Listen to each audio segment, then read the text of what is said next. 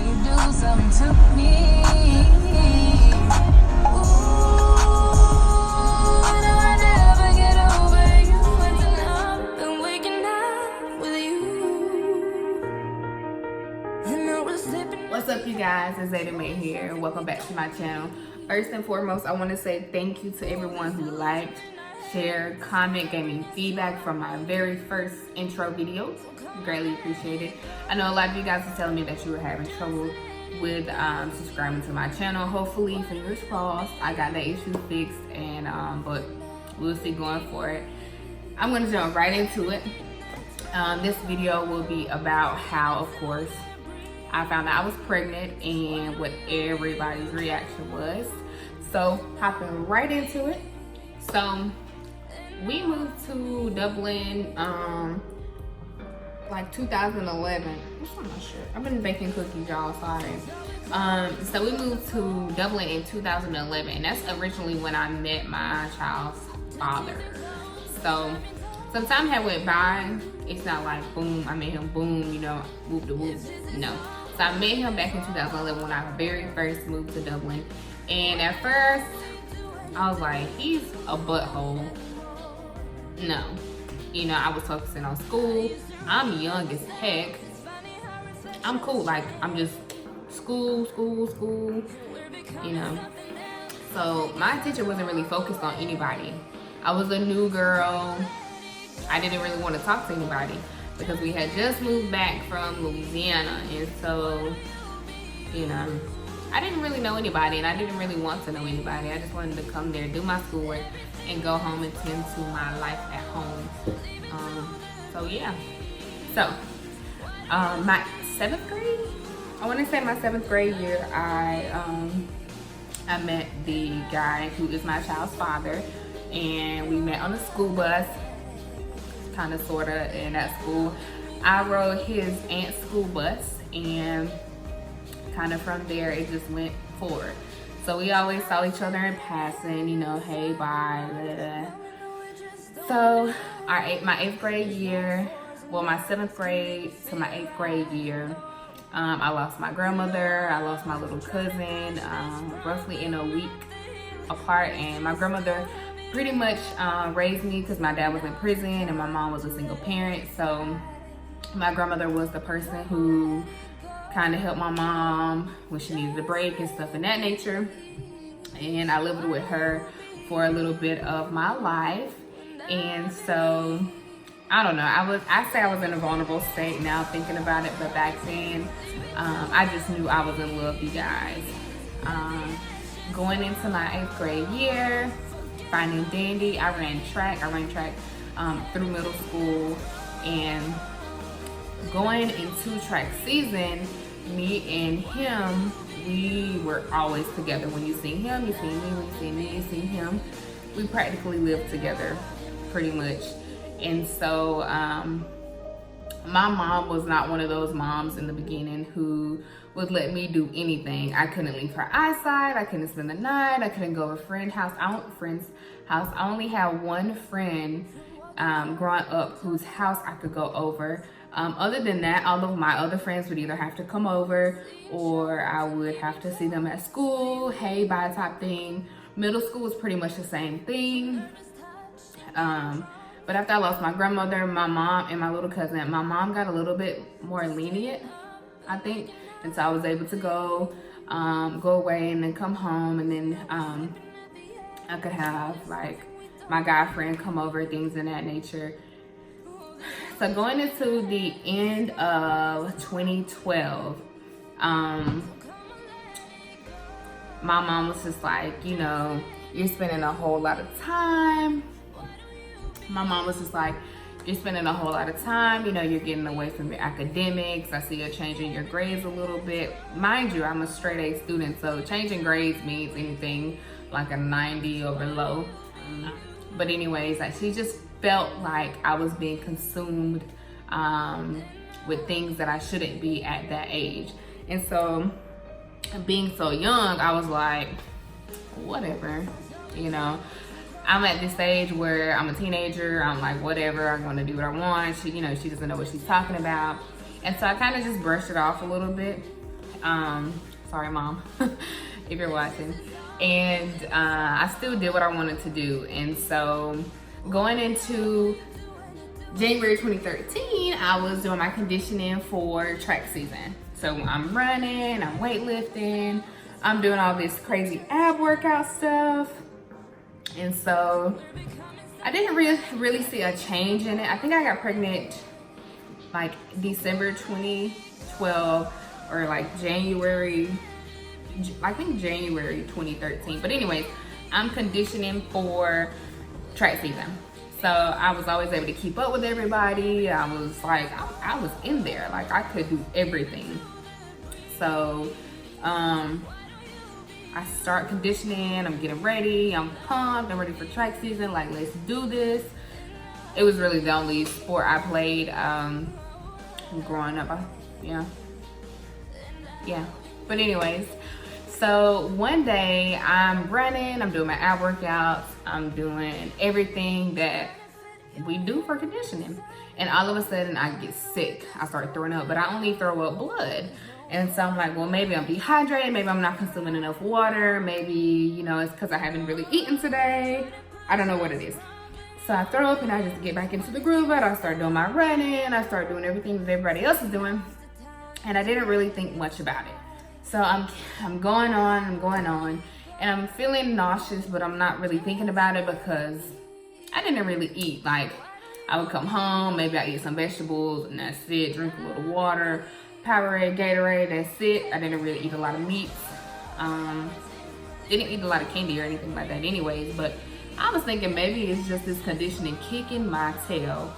Maybe the holidays I ate too much, and you know, my body is trying to get in the groove of track season. So I didn't think much about it. A few weeks passed by, like 3 weeks. Still conditioning, still hanging in there with everybody, and I just feel bad. Like I just feel groggy. I don't know why. So one morning I wake up for school and I get sick. I'm throwing up. I don't say anything to my mom because I'm not really thinking about that. That's the last thing on my mind at 15 years old. So I'm getting ready and I get sick. Well, I wake up, I get sick, I get ready, brush my teeth, woo-woo, get sick again, take a shower, get sick again, leave to go to the bus stop because we lived on the road and it was kind of like a drop off, so the bus would not come pick me up, so I had to go to the end of the street to the bus stop. So on the way to the bus stop, I get sick. Get to the bus stop, I get sick again. I get on the bus, the lady driving, I get sick again on the bus. So she pulled up, I was like, yo, I need you to pull over, I gotta, you know, because I didn't want to throw up in front of everybody on the school bus. She pulled over, I throw up, I get back on the bus, and she's just looking at me like, because this is his aunt, mind you, so she sees us all the time, or whatever the case may be. So I get back on the bus, she asked me if I'm good, I'm like, I'm good.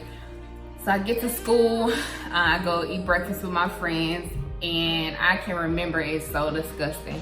We had sausage, I had a grape juice, and like a pancake that morning.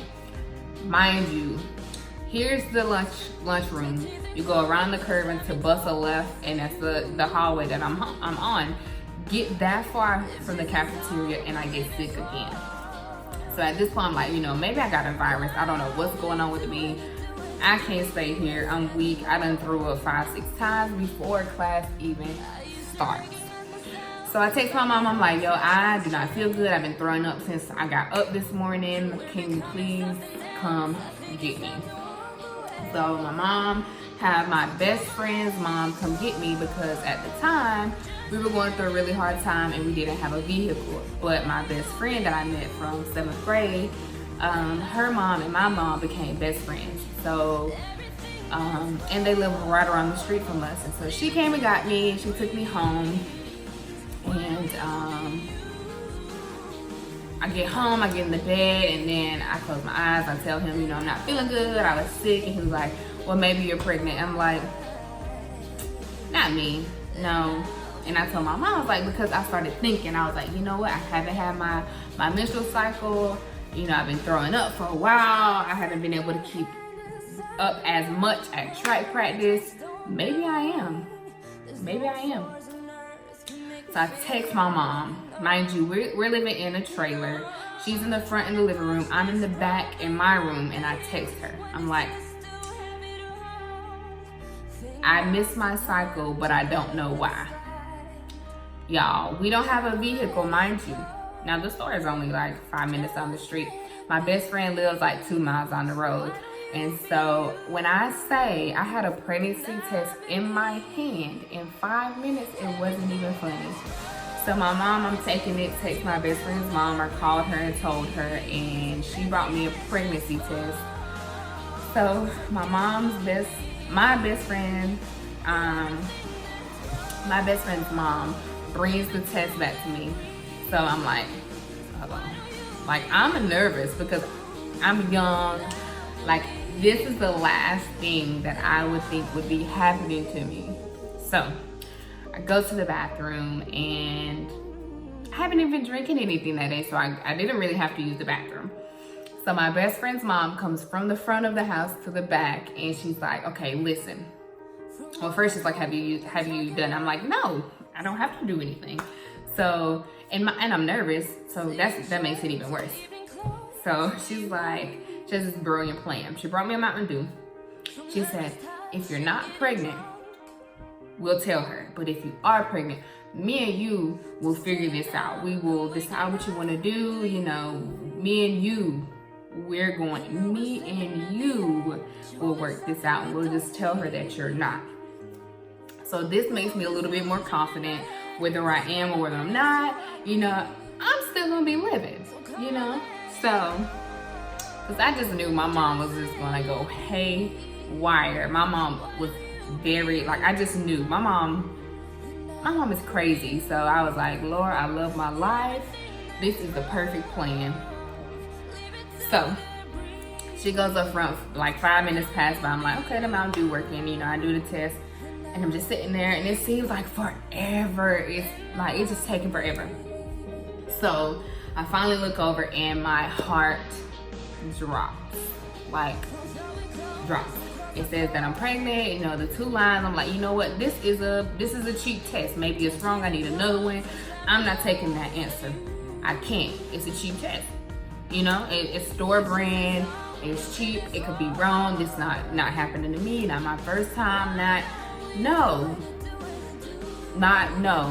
I'm a straight A student. I play sports. You know, my mom is gonna kill me.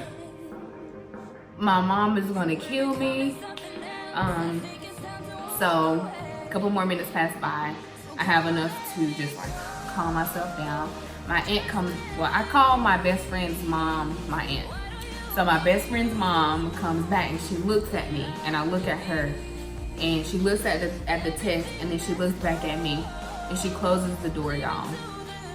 And she just starts crying her eyes out. And I'm just like, you know, you are messing up the plan. Like, what happened to our plan? So she looking at me, looking at her, looking all crazy, and she's just like, I don't know what to do. I'm like, I don't know what to do. You don't know what to do. Like, what am I supposed to do?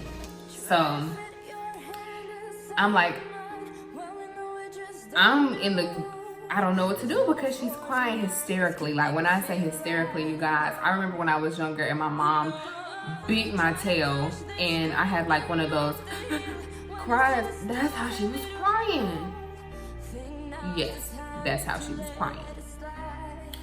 So she's like, you know what? Just go back to your room. I'm gonna go talk to your mom. I'm like, oh, okay.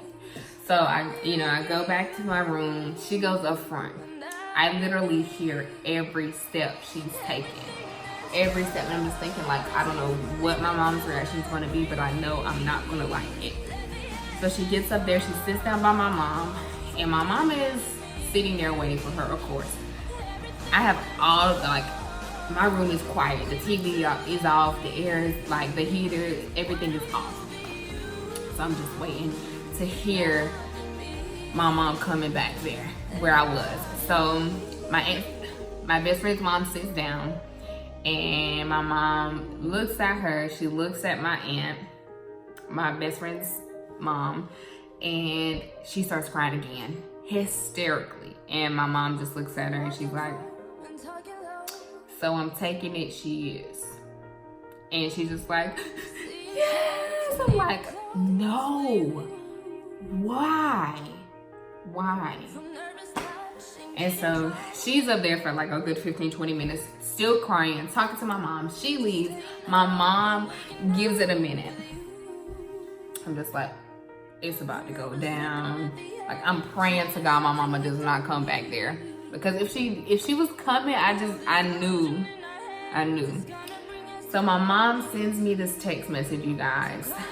The last thing I thought she was gonna tell me, she says, come here, baby girl. And I was like, ooh, does this mean she not mad? Like, this scares me even more, because she texts me this nice text message. She didn't come back there, she didn't call me, she didn't yell. She just texts me, come here, baby girl. So this makes me upset, because now I'm thinking, she a little too calm. So I wrap up in my blanket, because I was like, if she hit me, she got to get through the blanket. Okay? So I go up front, like, she's here, I'm way over here. So I just look at her, and I'm looking at her, looking at me, and I'm just like, I don't know, and I just start crying. I'm like, I didn't think this was gonna happen to me, I'm sorry. And then it's just like, my mom was so understanding, not necessarily understanding, but she already knew, like, I was being hard on myself because of the things that, we had been through, that we were going through. This is the last thing that needed to happen. And so she knew, I'm guessing, that I was beating myself up, so she didn't even have to beat me up, thankfully. And so we're sitting there talking, and I think what hurt me the most was seeing the disappointment on my mom's face. My mom was very understanding. However, she did not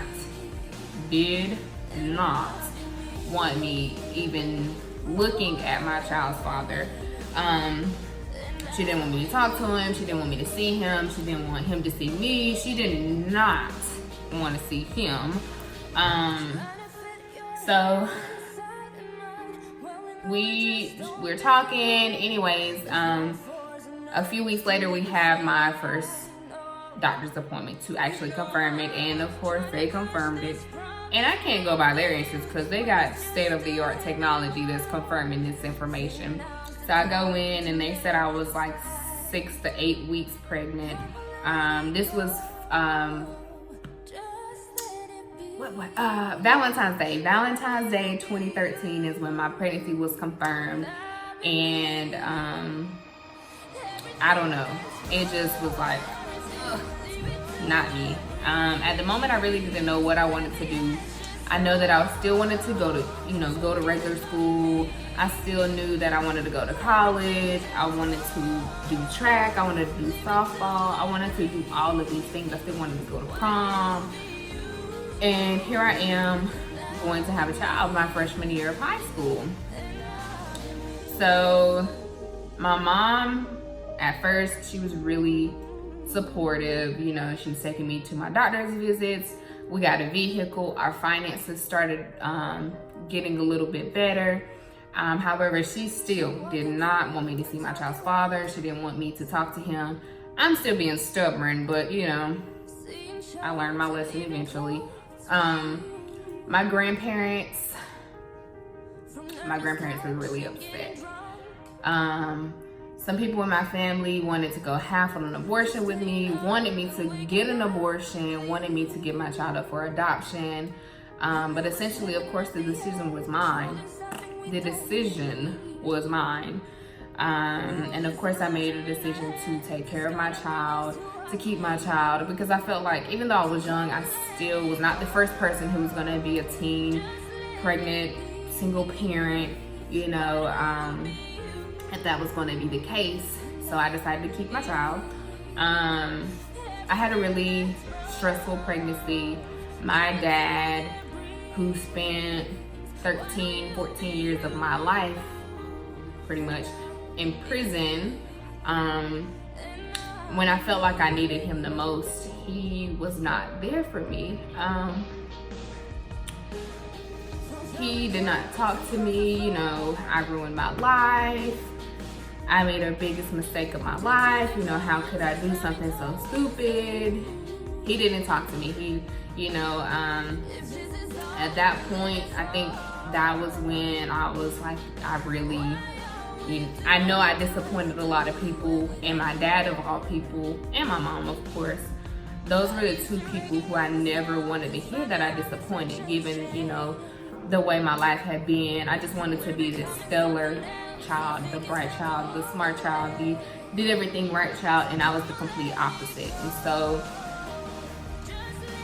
it was kind of hard for me for a really long time, and it took me forever to get over the fact that, you know, I disappointed a lot of people getting pregnant so young. However, you know, things do happen, and I have come to learn that.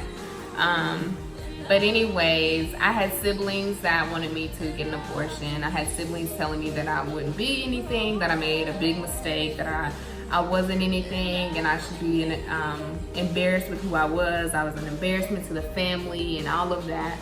And so my entire pregnancy, for the most part, was really sad. Whew. I don't know how I felt. Some days were good, some days were very, very sad. Spent in my room just thinking of how I could just make this not happen. And unfortunately, there's no way to not make it happen. It was a struggle. I wanted to be with my child's father. I wanted to see my child's father, but my family did not want that to happen. My dad, though he spent no time with me pretty much growing up, most of his time in prison, felt the need to, you know, get everybody involved, take legal action. And being that my child's father was 3-4 years older than me, and I was still a minor at that time, and he was, I think I was 14 or 15, and he was 15, 16, I think he was 17, so he was 3-4 years older than me. And so that's what made me the angriest, was the one person who wasn't here for me all my life and isn't supportive of me now, isn't even talking to me, is trying to do all of these stupid things. In my mind at the time, it was stupid. But now I understand, you know, he felt like he was robbed of his little girl, even though he robbed himself by going to prison. But anyways, my mom is my mom. She was just, my mom is crazy, so she was not having any of that. Even though the damage was already done, she wasn't going for it, you guys. Up until I think went into labor, I hadn't, unless I snuck. I was really sneaky in my pregnancy. Unless I was sneaky to sneak and see him, I didn't see my child's father until I actually went into labor. And so, yeah, that's how my family reacted. His family, his mom was, I don't know, I don't really know. I guess she was cool. His siblings were happy. He was pretty happy about the situation. But other than that, his aunt was pretty cool. Other than that, I really don't know about his side and how they felt. Of course, they were angry at the fact that he couldn't see me, I couldn't see him. He couldn't be involved with the sonograms, which is really what I felt like I needed, the support from both sides. However, that being blocked, it just kind of made me a little stressed or whatever. I was on bed rest for my entire pregnancy due to different circumstances. I did have a few complications, but not too many. But yeah, that's it on how my family took it and how I found out I was pregnant. Like, share, subscribe. See you guys later. Thanks.